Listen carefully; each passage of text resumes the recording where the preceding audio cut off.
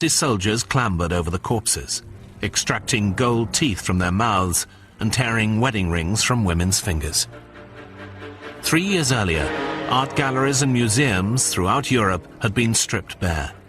National banks had their holdings looted.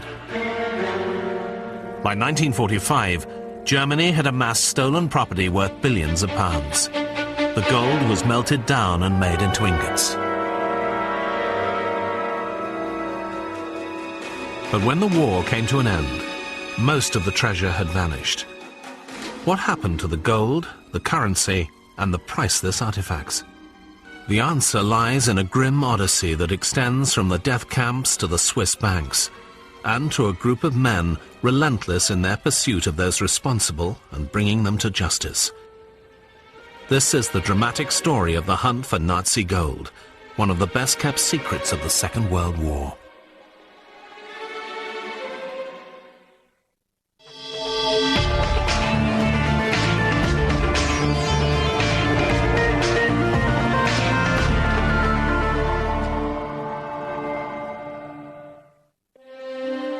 The story begins with the man responsible for the Holocaust itself. Adolf Hitler's crusade to make Germany the predominant nation in the world necessitated robbery on a massive scale. He had no qualms about stealing from neighboring countries, emptying their national banks, and impounding state art collections. Hitler was fanatical about art. A failed painter himself, he intended to build the finest galleries in Europe, each stocked with stolen treasures, the very finest works purloined from French, Dutch, and Russian collections. He desperately needed money, and huge amounts of it, to create a new army, navy, and air force. The Nazis' first major act of treachery was to turn on their own people. At the heart of the fascist regime lay virulent racial hatred. Hitler demonized German Jews, blaming them for the country's defeat in the First World War, despite the fact that Jews had fought alongside Aryan Germans throughout it. Jewish businesses were boycotted, shops were daubed with anti-Semitic slogans, and their owners humiliated. Nazi thugs in brown shirt uniforms were encouraged to attack Jewish people openly in the streets. Many businesses were forced to close. Influential men in the Nazi hierarchy were permitted to buy up Jewish companies for next to nothing. Wealthy Jews such as Louis de Rothschild saw their grand houses confiscated and their possessions looted. Many of them left Germany for the safety of neutral countries and deposited their money in foreign banks. Because they thought that if they could save their money, they could somehow bargain to save themselves. They really thought that they still had a negotiable position if they had something to negotiate with. And that's why they wanted to get it out, because they assumed that that could be their only ticket to safety. Switzerland was one of the most popular destinations for Jewish businessmen. Swiss banks were famous for their watertight security and strict rules of discretion. The emigrants expected to retrieve their fortunes after Nazi oppression ended, or so they fondly hoped. But instead, conditions in Germany under the Nazis deteriorated rapidly. During the 1930s, concentration camps were opened to accommodate all political opponents to Hitler. From 1942 onwards, some of the concentration camps became death camps for the systematic murder of Jews. It was horrific. Upon arrival at the camp, each person was stripped of everything. Many had their heads shaved, the hair to be used as stuffing for furniture. Those valuables not removed from the living were later stripped from the dead. Gold teeth were wrenched from the mouths of corpses. Some Jews were comparatively fortunate. They became slave laborers. But most met death in the gas chambers. I can't even describe you the way they were treating us. They weren't treating us like people. They were treating us like animals. Right away they were just looking in your mouth. And my father, before they took us in to the shower rooms, they pulled out his crowns from his mouth, and if it hurt it, he couldn't, they didn't use nothing. They just had a pair of pliers, and they, like, if you tie down a horse, and this is the way they pulled it out. The gold was melted down into bars and dispatched to SS vaults. Many of these ingots ended up in Swiss banks, where they lay hidden for years. But Hitler didn't only take fortunes from wealthy Jews. Before the war, massive loans and political contributions were coerced from non-Jewish German bankers, industrialists, and other businessmen. These men hoped to gain favors, or at least survive, under the brutal regime of the Third Reich. The price for Nazi protection was high. Those who did not pay could end up in a concentration camp. There was no legal protection against the demands of the Nazis because they had remade the laws. With German coffers bulging with stolen money, Hitler was able to embark on the next stage of his great swindle. In March 1938, German troops entered Vienna, the capital of Austria. They claimed they were uniting all German peoples under one banner, and called the invasion the Anschluss. As part of this forced union, the Austrian National Bank was liquidated, and its assets transferred to the German Reichsbank.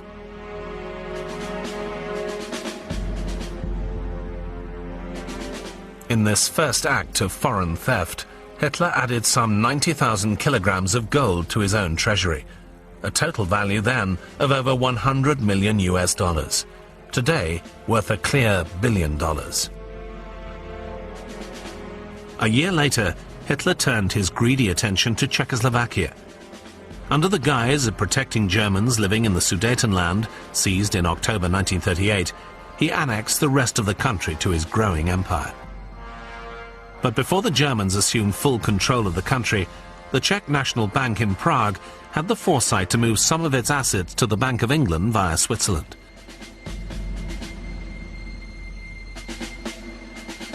But Reichsbank officials quickly stepped in and redirected $40 million worth of Czech gold to Germany. They even tracked down the gold already transferred to Britain and forced Bank of England officials and their Swiss colleagues to hand over another $26 million worth of gold. By 1939, foreign invasion had become profitable for the Nazis. The business of channeling finances of entire countries into German and Swiss banks had got into full swing. The road to world conflict had been laid, and it was paved with stolen gold. In September 1939, dark clouds gathered over Europe. Britain and France threatened war if Germany invaded Poland. Hitler called their bluff. He bombed Warsaw and sent in his troops. Nazi high command had already profited from foreign invasion and hoped to do the same in Poland. But when the German soldiers marched into Warsaw, they found themselves thwarted.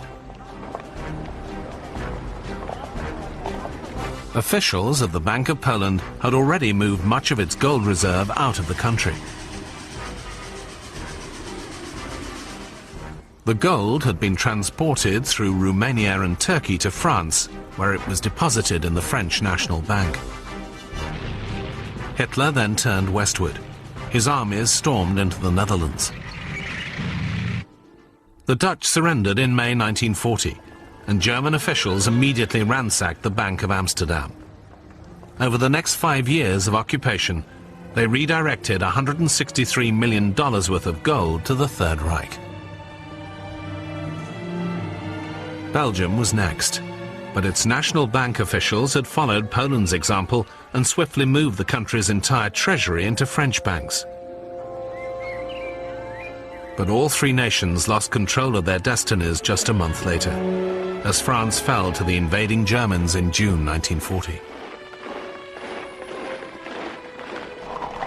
Nevertheless, a large quantity of Polish and Belgian gold had already been shipped to the West African port of Dakar. An Anglo-French force tried to rescue the hoard, but Vichy French naval units controlled by Germany forced the Allies to withdraw. Another large quantity of French gold had been shipped to Martinique, a distant French colony in the West Indies. Prolonged negotiations between Vichy France under Marshal Pétain and Nazi Germany followed. Hitler wanted the gold, but he didn't wish to waste his resources by occupying the whole of Vichy France to secure it. The Führer intended to force Pétain to hand over the Polish, Belgian and French gold. Most of the Belgian reserve eventually ended up in Nazi hands. By the end of 1942, Pétain appeared willing to hand over the Polish gold. But by that time, the Allies had proved victorious in North Africa. Thus, German access to gold stored in West Africa was severed forever. The Nazi conquest of Europe had resulted in the most massive shift of money in world history. The gold reserves of entire countries were taken. This vast resource kept the German war machine driving forward. But where did all the money go? Some of it was stored by the Reichsbank in Germany, but much of it was used to acquire the more immediately useful asset, hard currency. Hitler needed ready cash, not ingots, to pay for his weapons. The best place to change looted gold into hard currency was the capital of European banking, Switzerland. That country was about to play a vital and highly controversial role in the grim story of stolen Nazi gold.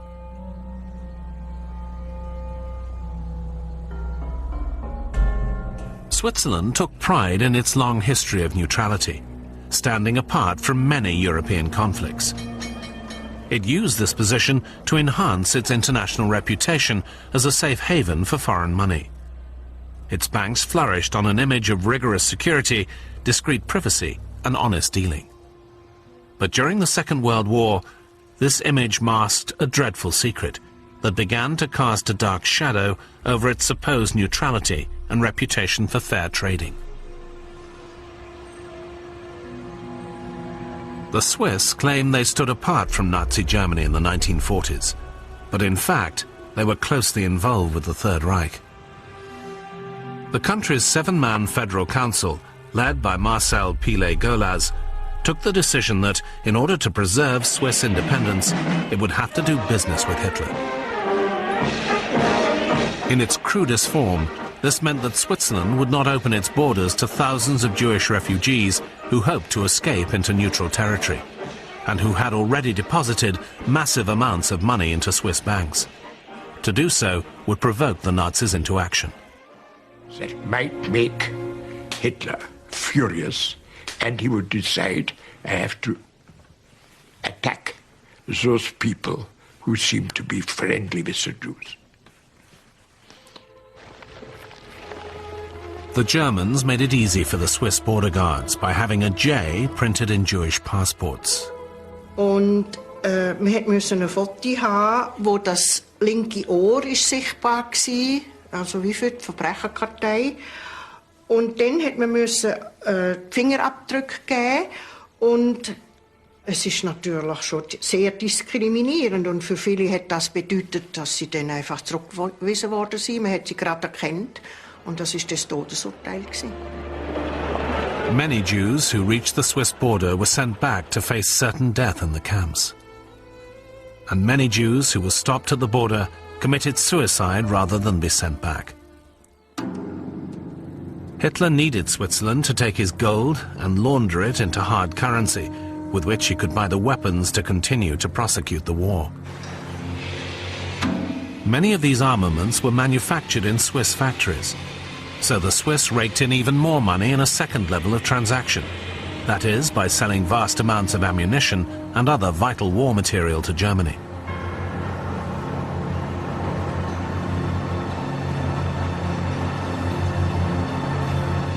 Because of Switzerland's supposed neutrality, its arms factories could not be bombed by the Allies, even though their weapons were destined for Hitler's war against them.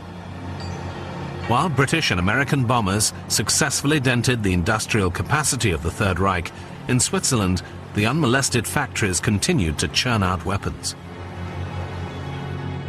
There's a document which we've read, which I find curious, sent by the Joint Chiefs of Staff to the Secretary of State in 1940, I believe 43, in the spring of 43.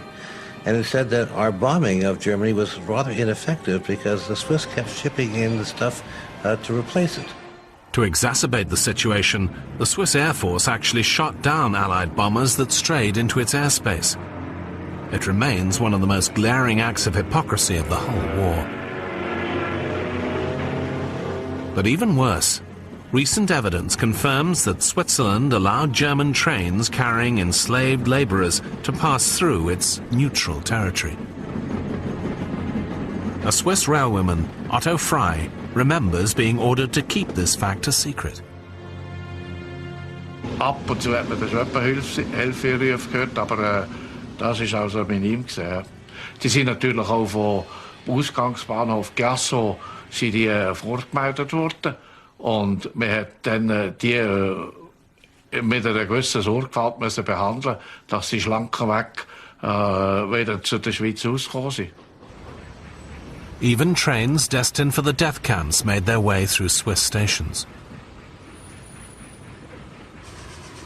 There's evidence that in late 1943 in Zurich, a train carrying Italian Jews was halted. One woman remembers a chilling night when she was asked to take soup to the station. There was a Red Cross official, the lady, who told us the trains would come in at night, that we were supposed to bring flashlights, that we would be in teams of 4. Very slowly, these cars came and stopped, and a man came out from our station, and one of the recollections I had is, although it was very dark, when this car opened, the man or the face who peeked out was very white. It was very tense. And I also remember I thought, what would happen if all of a sudden all these people pushed this man aside and came tumbling out of the car? And I was worried. In a way, I wished they would be free, but in a way, I didn't want them to come out. We knew that they were going to Germany. We knew there were Jews. We knew about the concentration camps. Switzerland was clearly not innocent, and certainly complicit in some of the most heinous crimes of the Nazi regime. But even as the war turned against Hitler, the Swiss continued to prosper. As German armies retreated, many Nazis, fearing Allied retribution, deposited their ill-gotten gains into Swiss banks. In a nightmare development, this wealth was earmarked to create one of Nazism's most perverse schemes, the infrastructure of the Fourth Reich. By the autumn of 1943, Hitler's dream of a Nazi empire stretching from the Atlantic to the Urals began to evaporate. The army had got bogged down in the mud and ice of Russia. Thousands of casualties were strewn across the landscape, from Stalingrad to Kursk. Senior Nazi bureaucrats realized their illicit wealth was no longer safe in the Third Reich. The steady flow of looted gold into secret bank accounts in Switzerland grew into a flood. Stolen art treasures were auctioned in Swiss art galleries, and the proceeds used to prepare escape routes for senior Nazis to evade the encroaching Allied forces. But in 1944, British and American intelligence agents became aware of these transactions. They responded by initiating Operation Safe Haven. Its mission was to locate, track and retrieve Nazi assets that were being moved into neutral countries. The revelations from their covert investigation were appalling. Under cover of Swiss secrecy laws, the Nazis appeared to have shipped over $6 billion in assets to Switzerland between 1938 and 1945. In today's values, that represents at least $60 billion. A lot of this money was to be used to help high-ranking Nazis escape from Allied justice. An American intelligence report identified a massive sum held by Hitler's foreign minister, Joachim von Ribbentrop. The senior Nazi politician used the German embassy in Geneva to launder a fortune in gold to banks in Lugano and Lucerne, a fortune that remained in secret accounts long after the war was over. Ribbentrop may also have helped transfer funds for German industrialists who were planning to rebuild their business empires after the war was over. But the deceit did Ribbentrop no good. He was tried at Nuremberg in 1945 and found guilty of war crimes. 11 months later, he was hanged. In Holland, another escape fund belonging to German industrialists was located by American intelligence agents.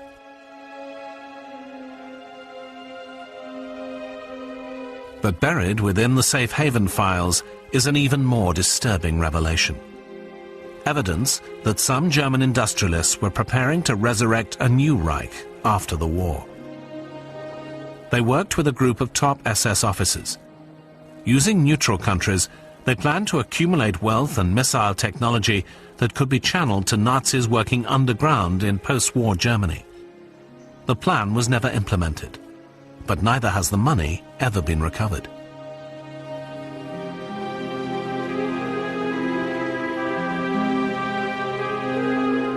Yet another safe haven document contains the names, addresses and telephone numbers of over 30 Swiss lawyers who, the agents believed, were hiding German assets, including gold and looted art treasures. In the final year of the war, Allied bombing pounded the heart of Berlin into rubble. The Reichsbank and its branches suffered severe damage, and the Nazis decided to disperse their holdings to hiding places scattered around the country. The wealth was sent south by truck and train to Bavaria. There it was hidden in deep caves in the Alps. Most of it was recovered by the Allies at the end of the war, but $20 million worth of it has never been found. In 1984, Ian Sayer, author of Nazi Gold, went on a search for the missing treasure. He describes what happened next at the lakeside village of Einsiedel. One dark, very dark evening, German soldiers, dressed as German officers, took it up, led mules all the way along that mountainside there, right up to the top. And when they got to the top, they buried this gold and the currency into a number of different holes right at the top of the mountain there. And there it stayed until the Americans occupied the area. When the Americans arrived in Einsiedel in 1945, they heard rumors about this missing treasure. One of the Germans who had buried the gold, Colonel Friedrich Rauch, decided to rebury it in the village of Garmisch. They buried the currency in that garden of that house just over there. It stayed there for some weeks, and then Colonel Rauch came back again with an American and quite a few troops. And he demanded of the people that were in the house that they should hand over the currency, and he specified a particular sum. He gave them 3 weeks to dig all the money out of the garden, and then 3 weeks later he came back, collected it all up and put it in his jeep and headed off down the hill. The last time it was ever seen was in US military custody, and nobody has ever seen it since. Joseph Pinzel was one of the Germans involved in hiding this gold and remembers revealing part of the hoard to the Americans. I'd been gossiping to my friends in the guest house that I knew where the gold was hidden. As a result, 2 Americans, probably from their intelligence agency, came to me and I took them to a place called the Cow Hole up in Einsiedel. A German officer joined us and we went up to the mountain.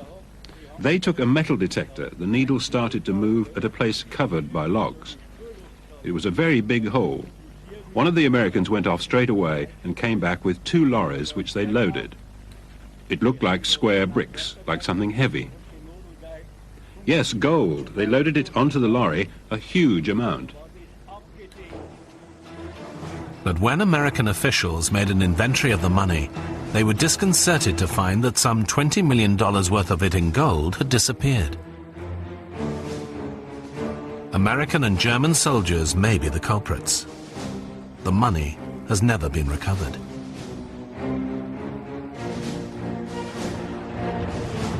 Jewish survivors of the Holocaust are now trying to rebuild their lives and recover the life savings of their dead relatives.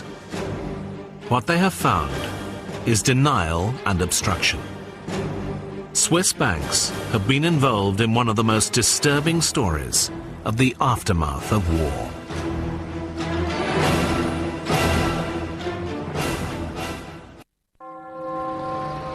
(1945) marked the end of the war in Europe. American soldiers had uncovered some of the stolen treasure in the mountains of southern Germany. In the Kaiserode salt mine, they found gold and cash from the Reichsbank.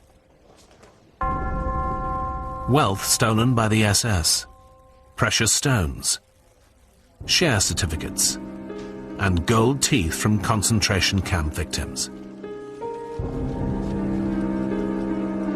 They also discovered many stolen cultural treasures, including paintings and sculpture, some of the finest works of the Renaissance and Baroque periods. The amount of recovered gold rose steadily, but it was still just the tip of the iceberg. The reserves of entire countries were still hidden in some Swiss bank accounts. While high-ranking Nazis were still being tried at Nuremberg, the Allies embarked on an investigation into the dealings of Switzerland and its bankers. Assets in both America and Britain were frozen, as Swiss banks were searched for forgotten German accounts. Many senior Nazis were sentenced to death at Nuremberg, but no such penalties could be served on the Swiss bank managers who stored their money. Switzerland was, for many years after 1945, a continuing haven of neutrality on the frontier of the Cold War between the capitalist West and the communist East. While Operation Safe Haven, the investigation into the Nazi trafficking of gold, remained in place, the Allies decided to settle with Swiss bank officials. Britain was more keen than America to reach a quick agreement. The country was desperate to raise Swiss bank loans in order to rebuild the many cities that had been severely damaged. The Allies claimed that Swiss banks held $400 million in German gold. After negotiations in Washington, the US and Britain took $60 million in total, and Switzerland kept the rest. It was a gross underestimate of the amount of wealth that actually flowed into Swiss bank accounts from Nazi Germany. It was a very generous settlement from the Swiss point of view. But it was a settlement that did not include the Swiss bank accounts opened by Jews before the war. And when Holocaust victims and their relatives came to retrieve their families' holdings, some Swiss banks became obstructive. To all appearances, it seemed they didn't want the survivors to have the money that was rightfully theirs. The story of Elisabeth Trilling-Groch was typical. During the war, Elisabeth's mother had hidden her in an attic in the Warsaw Ghetto to avoid her capture. She recalls how her mother tried to buy their way out of the ghetto with money held in a Swiss bank account. Telling the superintendent that she was going to write him a letter, withdrawing 3,000 gold marks. Now, I don't know whether he ever did it, but I know that he denounced her and she was sent to Treblinka. Elisabeth was rescued by her non-Jewish nanny and cared for by a Polish family. Having survived the war, She went to Switzerland to claim her parents' savings. The bank demanded impossible conditions. Death certificates, which is sort of so preposterous, and I think so insulting. Surely they knew what was going on. The banks did know what they were doing. They knew Nazi camps did not provide death certificates for those they had murdered. Even when a Holocaust survivor knew the precise number of the pre-war account, the bank still prevaricated. Stephen Foti, a New Yorker and the son of a Holocaust victim, remembered his father's exact words. My father told me, listen, I have the account number. You go to the bank and you are going to receive this, whatever you have there. Okay? So I was 100% sure that that's how this works. His father had anticipated problems, and so he hid the account number in his driving license. Here are the numbers. Here are 4 numbers. In one account alone, his father had deposited 18,000 Swiss francs. But still the Swiss bank denied any knowledge of the account.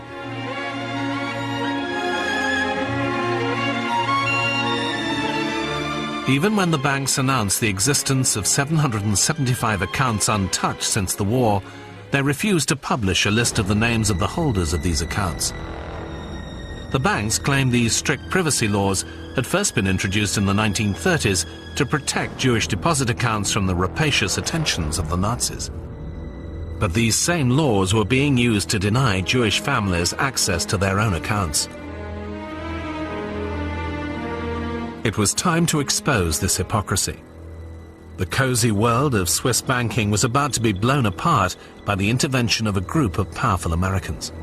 The secrecy of the Swiss banks would be unable to protect their darkest secret of the war.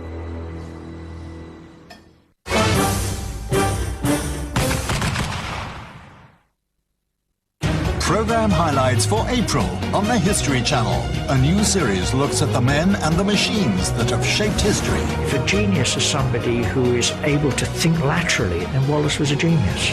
Mysteries from the depths of time are subjected to the rigors of modern science. I think it's possible to create a shroud using the camera obscura. We talk to veterans of the skies and relive their legendary dogfights through cutting-edge computer simulation. You wonder inside, how am I going to perform? Am I going to run or am I going to... 1995 marked the 50th anniversary of the end of the Second World War. But many survivors of the Holocaust, the victims and their relatives, still suffered from injustice. For many years, Swiss banks had managed to resist their claims. They needed help urgently. It finally came from a businessman who was chairman of the World Jewish Council. Having heard many stories of justice denied, Edgar Bronfman decided to fly to Bern and confront the banks. The entire Jewish world is part of my family. And sure, I lost 6 million members of my family, so to speak, in the Holocaust. And the victims, very much in my mind. And the survivors, very much in my mind. Israel Singer worked with him. The people who were fighting in World War II were clearly the evil and the good, and the Swiss decided to be neutral in a struggle between evil and good. They received an icy welcome in Bern, where they were accused of hatching a plot to bring Swiss banks into disrepute. After lengthy negotiations, the bankers announced they had managed to trace some dormant Jewish bank accounts and offered to pay out $32 million. A fraction of the amount deposited in the 1930s. This is supposed to be the final stop, and here's the money, and take it and behave yourself. What I realized was this is going to be a tough battle. The Swiss tried to defuse the growing confrontation by setting up their own investigation. In September 1996, Switzerland's lower house of parliament voted for a sweeping and rigorous survey of its financial dealings with Nazi Germany. In New York, Edgar Bronfman gained access to wartime documents showing that Switzerland had colluded with the Nazis. He was delighted to make these public. He also had another weapon. Senator Alphonse D'Amato was chairman of the Senate Banking Committee. D'Amato had joined the fight to open the bank accounts, and he had the power to shut down branches of the Swiss banks on Wall Street. This put serious pressure on the bankers. At a press conference in January 1997, Senator D'Amato unveiled some of the documents which incriminated the banks. For the first time since our inquiry began last December, we have documents confirming that the Swiss were actively and directly involved in shipping gold for Nazis. These documents show that the Swiss claim of neutrality in World War II was pure nonsense. He cited wartime American intelligence about Swiss support for the carrying of Nazi gold out of Germany. In January 1946, we have a memo directed to William Donovan. He was the head of the OSS at that time, which was a predecessor to the CIA. The document indicates that high-level Swiss uncovered trails of 280 truckloads of German gold bars sent from the Swiss to Spain and Portugal between May of 1943 and February 1944. 280 truckloads of gold. At the same press conference, Ilan Steinberg of the World Jewish Council made it clear where much of this gold had come from. The gold in those trucks included the gold of wedding rings, the gold from gold watches, and even, as we now know, its most grisly form, the gold teeth literally ripped from the mouths of the death camp victims. President Clinton himself was prepared to reveal secret wartime files. In the face of such embarrassing and damaging revelations, the stone wall of the Swiss bank's resistance began to crumble. It came close to collapse when Christoph Meili, a bank security guard from Zurich, arrived in America carrying pre-war bank records. He had managed to rescue the documents from being destroyed, but as a result, he was in fear of his life. Und es sind zwei, sie hatten die Blätter aufeinander gelegt und gerollt und hatten die unter meinem Hemd hinein und hatten das einmal in meinen Kasten, in meinen Umkleidekasten gebracht. Dann bin ich zurück und habe das Buch von 1920. Some families of Holocaust survivors engaged lawyers and vowed to sue the Swiss banks for $20 billion. In an interim agreement, the Swiss agreed to pay out $10 million to elderly Jews still living in Eastern Europe. They reasoned that those people had suffered under both the Nazis and the Communists. The payment was welcomed, but it was still not enough to quell international pressure. Switzerland's foreign minister, Flavio Cotti, began to feel that pressure. It's also our task in Switzerland to discuss this period of the Second World War, which was a very, very difficult period for our country, and where we certainly also made mistakes. In December 1997, representatives from 41 nations met in London for the first international conference devoted to finding the Nazis' gold.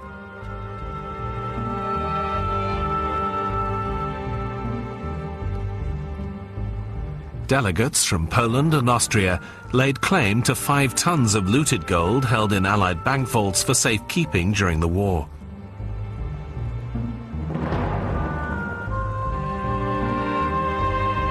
They declared they would hand over any reclaimed money to a fund for Holocaust survivors.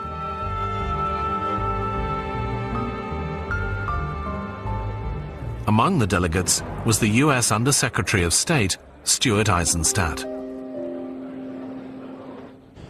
And therefore, we call on all concerned here in London and those elsewhere to accelerate the pace and complete their great task before we enter the new millennium.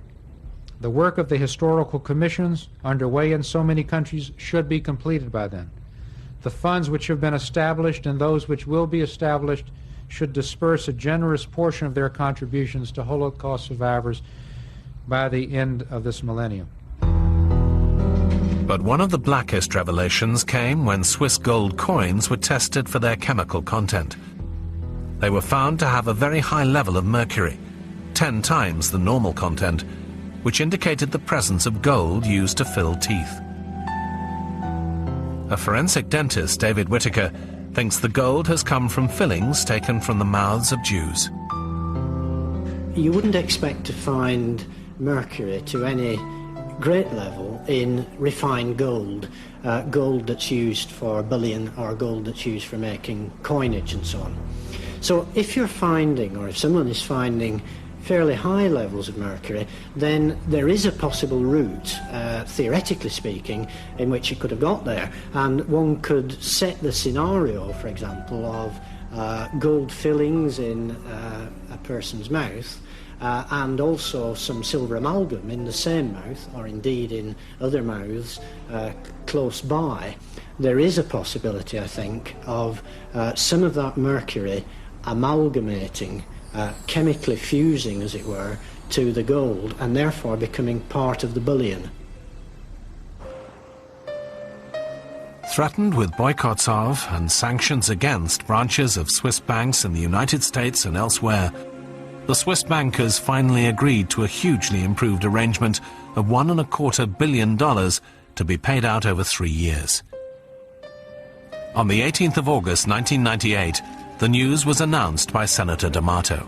I think it brings closure to this matter, and it will bring a measure of justice and help to people who need it, and I'm tremendously pleased. In the same year, Nazi gold hunter Ian Sayer, with his co-author Douglas Botting, published a new edition of his book. They claim there was a cover-up over American and German theft of Nazi gold in 1945. Sayer calculates the worth of the missing gold in today's values at $4 billion. Some of it, he believes, was used to fund covert operations by the OSS, the antecedent of the CIA. I have good reason to believe that Nazi gold was being used by American covert operations to obviously to counter the communist threat. Stung by this criticism, the American State Department set up a commission of historians to examine the controversy. In 2001, the first major payments from the Swiss banks were released. The New York-based group administering the billion-dollar fund sent payments to 35,000 Holocaust survivors in 36 countries. Some of them were given to people used as slave labor by the Nazis. But for many of the people who received the money, it revived bitter memories of wartime anguish, as a Holocaust survivor, Barbara Traub, recalls. It took a long time, years and years, for the Swiss to even admit that there were those accounts, dormant accounts. But I think that it's better later than never. But there is bitterness in my heart. After decades of deception, the Swiss banks have finally settled their account with the families of surviving Holocaust victims. But the painstaking investigation has revealed something that defies explanation. How Switzerland, a supposedly neutral country, could make such a Faustian pact with the Nazi devil and be happy to profit from it. Today, it remains one of the bleakest enigmas of the Second World War.